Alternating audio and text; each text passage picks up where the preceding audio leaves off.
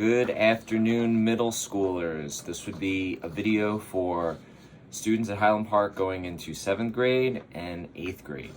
So as you probably know, maybe have participated in or have heard about, we do a fantastic honor band experience in November and December called Five State Honor Band. The music is out for this year's audition, so I'm making you a video so you can start practicing it. I'll email you the link to this video, and in that email will be the music, a PDF of all the parts. Now, everybody's part is the same. Everybody's playing the same music, just for your instrument. So the tuba part sounds just like the flute part. The only variant is the percussion. If you're auditioning on percussion, your part is obviously non-pitched if it's for snare, but it is still related to the rhythms and the tempo of the etudes that the wind players are playing. So anyway, when you look at this, I want you to take a look at the most essential things. It's in two parts, like they always are. A slow one at the beginning, that's marked andante, which is a medium slow tempo, like a slower walking pace. And then the bottom three lines are marked allegro. So you play the slow part, you're gonna take a break. We have a caesura or railroad tracks right here that I'm tapping at. And then there's a pickup note into the fast. They tend to be like this. I think last year's was similar. But you know, this one is called Etude C, or Year C. Now let's just quickly, before I play, talk about a couple of the nuts and bolts musical things we always have to look at when we are sight reading and starting the learning process of any music. First of all, let's identify our time signature. So the slow one at the beginning is in 3/4 time. So that's a little different, 3 beats in a measure. There are no extended rests or anything, so I don't think it's going to cause too much of a problem, but it is in 3/4. We already said it's marked andante, so it's a slow, medium slow pace, and there is an expressive marking here that says legato, which means smooth. So we're not gonna make anything detached. We're going to connect one note to the next. We're not gonna leave any space. I see slurs, I see crescendos, starts piano, mezzo forte here, mezzo forte there, so it's never louder than mezzo forte. So that's something to think about right off the get-go. What about our key? I'm looking at the trumpet part and I see one flat sign. So I would normally think that's the key of F for trumpet, or the key of concert E flat, let's say for flutes or trombones. And actually, because I've looked at it and played through it, it's actually in D minor, or for concert instruments, C minor. So same as E flat major note-wise, but it's centered around the note concert C. So it sounds and is in the minor mode or minor key. Second part is that there is a key change. So the top part and the bottom part are in two different keys. You can see the key change happening right here. So for trumpets, clarinets, you are now going into the key of G major. Or if you're a concert pitch instrument like flute or trombone, tuba, you're going to be in the key of F major. Now that's a key we play in quite a bit. So for trumpets and clarinets, all Fs are sharp, right? For clarinets and trombones and tubas, all E's are natural. So slow one, fast one. I'll play through the slow one right now, take a little break, and then I'll go into the fast one. Okay. Let's give her a go here. I'm gonna play it on trumpet because that's my instrument, but you're gonna be playing on your instrument. So first thing I'm gonna make sure is I prepare my breath and I start at piano, because that's what is marked. I'll count you off. I'll give you one full bar. Ready? And 1, 2, 3.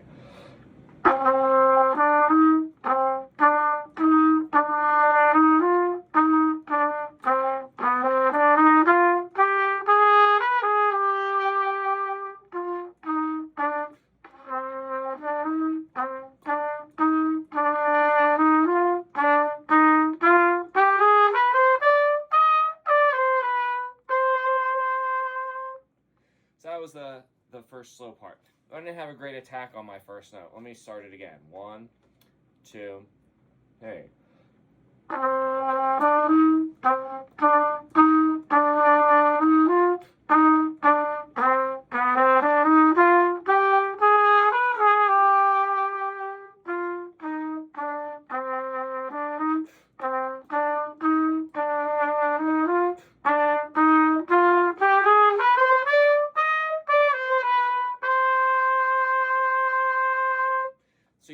on a fermata, how long are you going to hold that for?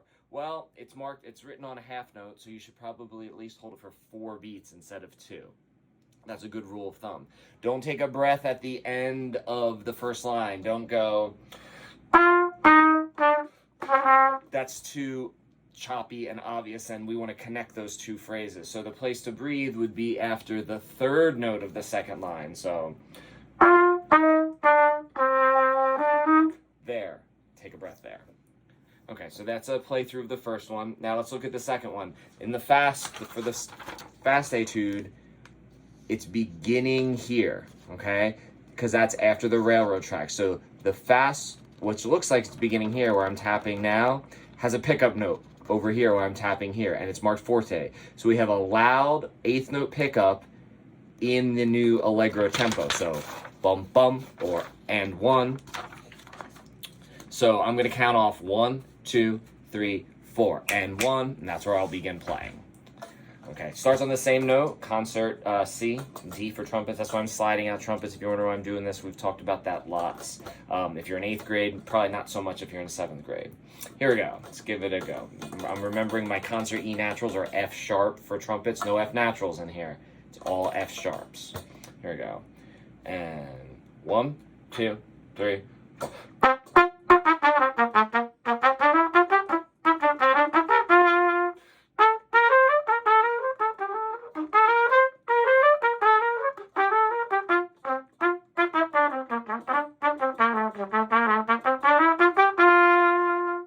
So I had some trouble in there, probably because I'm playing it too fast, just looking at it for the first time today.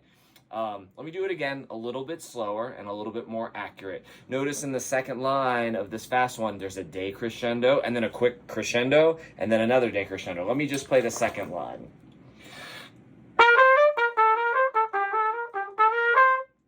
That was just the first measure. So I decrescendoed and then crescendoed on that last beat. That was probably a better playthrough of it.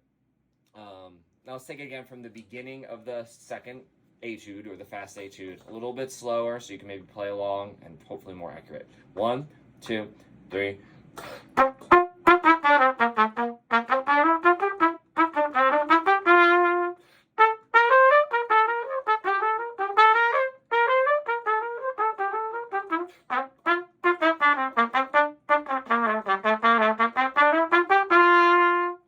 Okay, so I chipped the note in the second line, the second measure of the second line, but I think that was a better playthrough in general. So that should get you started. Again, this music is going to be attached at the bottom of this email, and you'll scroll through and get to your part. You can print it out. If you want a paper copy, no problem. Just email me and I can print it out for you here at school and you can pick it up. But maybe you can work with the electronic copy for now. This audition is in December. Let's see if I can find that real quick for you. It is, here we go. The audition this year, and I think you should all do it.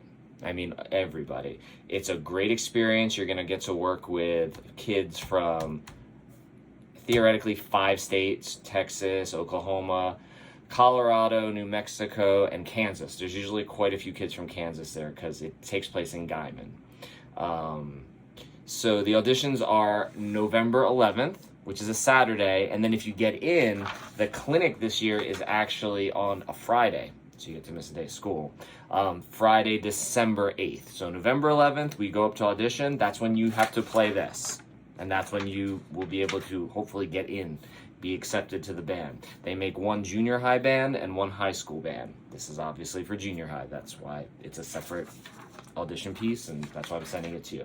So email me if you have any questions. I hope everybody's summer's going great, and we'll see you soon.